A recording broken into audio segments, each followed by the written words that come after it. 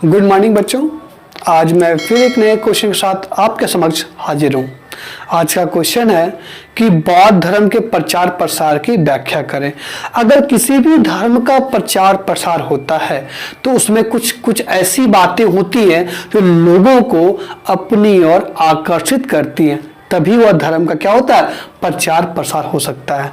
तो त्रिपिटकाचार्य राहुल शंकरत्यान ने कहा कि बौद्ध के जीवन काल में ही उसके उपदेशों का, उसके आदेशों का, उसके अष्टांगिक मार्गों का क्या हुआ था, पूरे भारतवर्ष में प्रचार हो रही थी।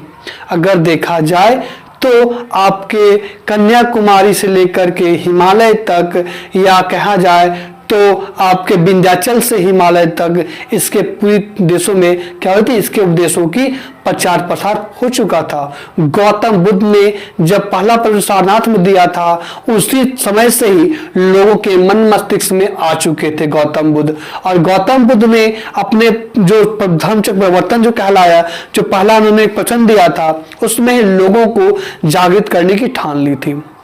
इससे पहले लोग वैदिक धर्म के कुरीतियों, उसके जो वैदिक धर्म के बहुत से ऐसे कर्मकांड थे जिसमें लोग को पूरा करने में अपने आप को सक्षम नहीं पाते थे, चाहे वो आर्थिक रूप से कमजोर होते थे, वे सामाजिक रूप से लोगों को सताया जाता था, जहां मानव को जात के नाम पर, धर्म के नाम पर बांटा जाता था, जहां लोगों में स्त्रियां पुरुष को लेकर के बहुत सी बंदिशें थी।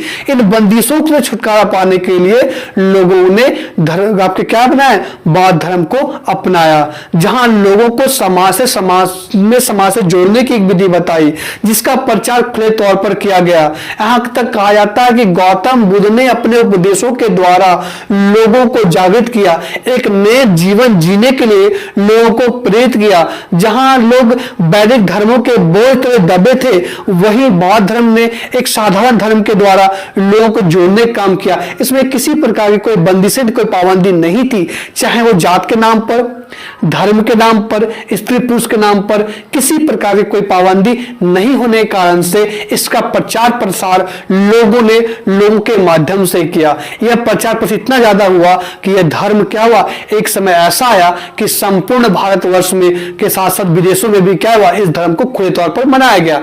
जैसे नेपाल, श्रीलंका, चीन, इन देशों में क्या है, ये बौद्ध धर्म को लोग अपनाते हैं। ये धर्म मुक्ति कहां से हुई है, भारत से हुई है, और भारत से उठकर क्या ये विदेशों में गई। तो जरूर इसमें कुछ ना कुछ अवश्य बातें रही होंगी, तभी ये धर्म का प्रचार प्रसार किया गया। तो प्रचार उसी का होता है जिसमें कोई बात होती है। तो यहां पर भी क्या किया गया, बौद्ध धर्म का प्रचार प्रसार किस प्रकार का होता है, हम प्रमुख बिंदुओं के द्वारा देखते हैं। तो बोला गया इसमें कि देखिए कि इसका प्रचार प्रसार किस प्रकार से हुआ। तो बोला गया यहां पर पहला तत्कालीन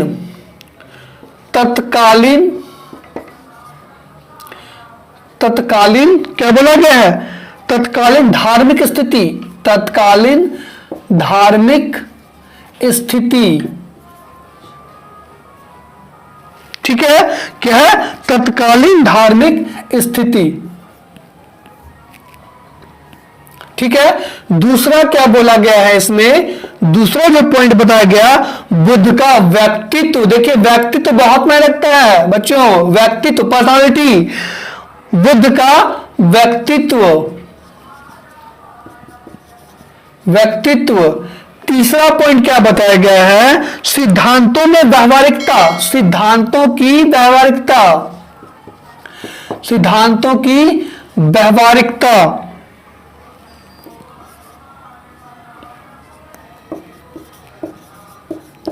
इसके बाद क्या बताया गया है, चौथा में क्या बताया गया है, सामाजिक समानता, सबसे इंपॉर्टेंट, सामाजिक समानता।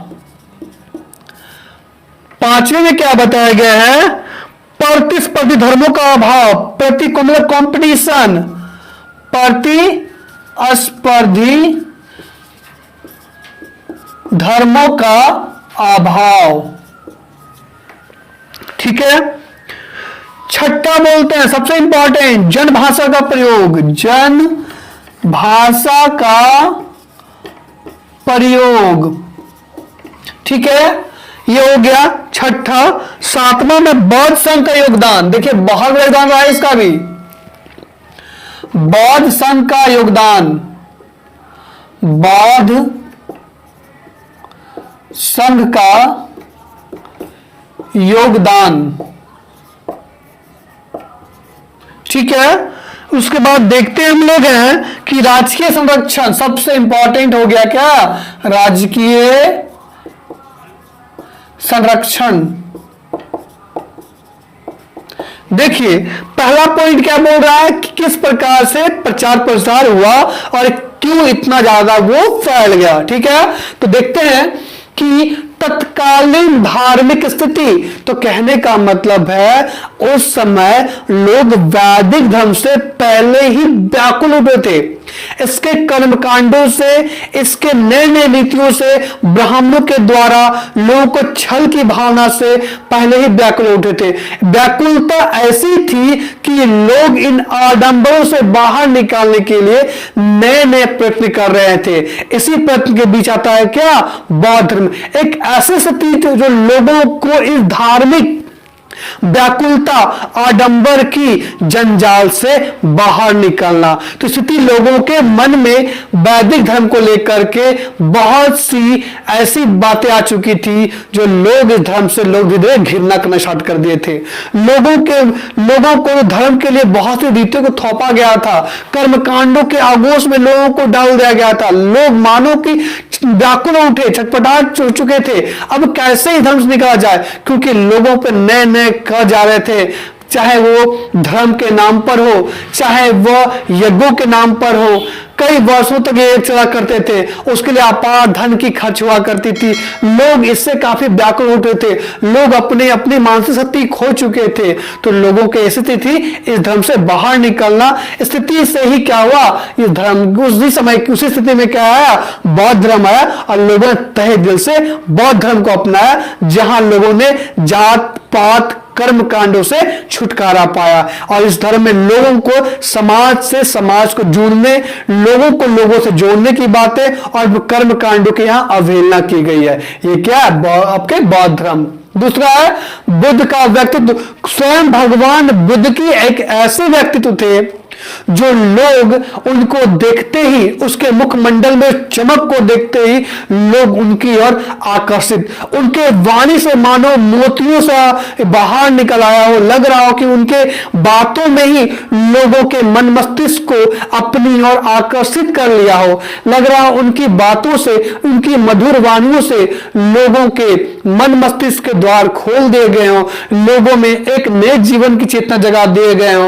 उनके उपदेशों ने लोगों को इस प्रकार आकर्षित किया कि लोग उसके क्या खींच चले आए। लोगों ने उस धर्म को मानने के लिए ललायित हो उठे उनके व्यक्तित्व को देख करके, गौतम बुद्ध के। ठीक है।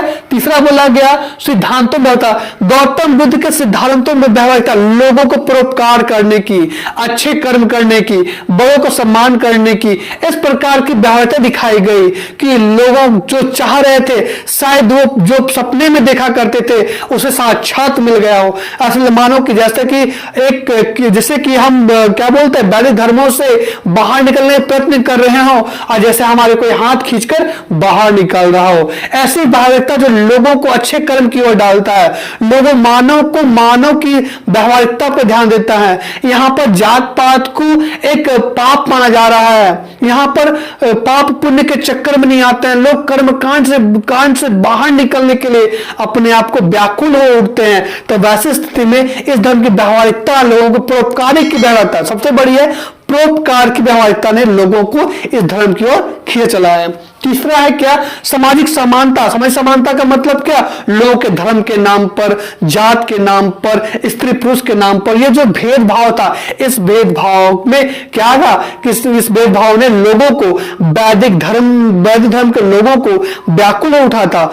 जब ये बौद्ध धर्म आया लोगों में समानता पाया, इसमें ऊंच नीच भेदभाव नहीं, सभी को धर्म मानने के लिए क्या किया गया, बुलाया गया, सभी को धर्म मानने के लिए एक आह्वान किया गया। इसमें किसी प्रकार कोई व्यवधान नहीं लाया गया। इसमें स्त्री पुरुष ऊंच नीच हर जात के लोग इस धर्म को मान सकते हैं। इसमें समानता का व्यवहार दिखाया गया, किसी को जात का और धर्म के नाम पर प्रताड़ित नहीं करने की बात कही गई। तो ये धर्म को लोगों ने मानना प्रारंभ किया।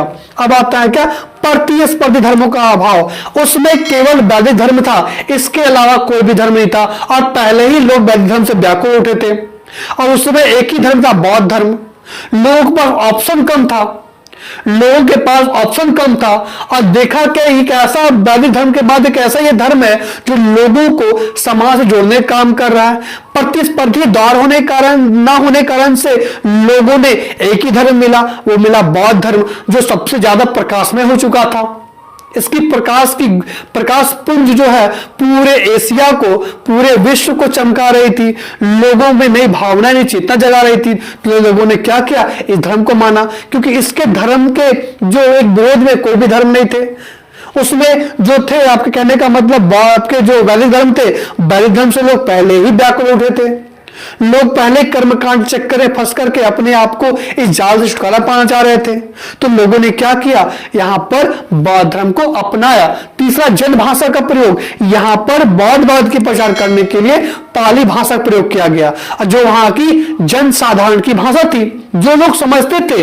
हर स्त्री, पुरुष, बच्चे उस बात को अपने घरों में अपने माता पिता का उस भाषा का प्रयोग करते थे, और उसी भाषा में क्या किया गया, उसे उपदेश दिया गया। तो यहां पर लोगों में क्या हुआ, एक नई जिज्ञासा, एक नई चेतना जागी इस धर्म को अपनाने में।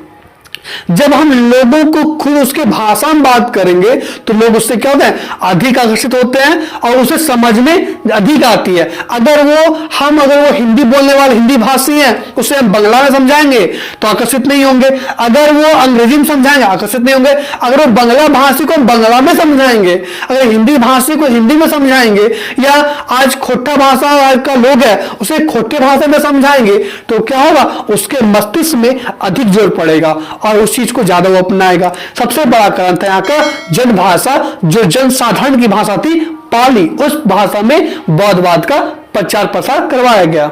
अब होता है क्या, बौद्ध संघ का योगदान। ये बौद्ध संघ जो है, बौद्ध समिति है, ये संघ है, इसका संघ का बहुत बड़ा योगदान है।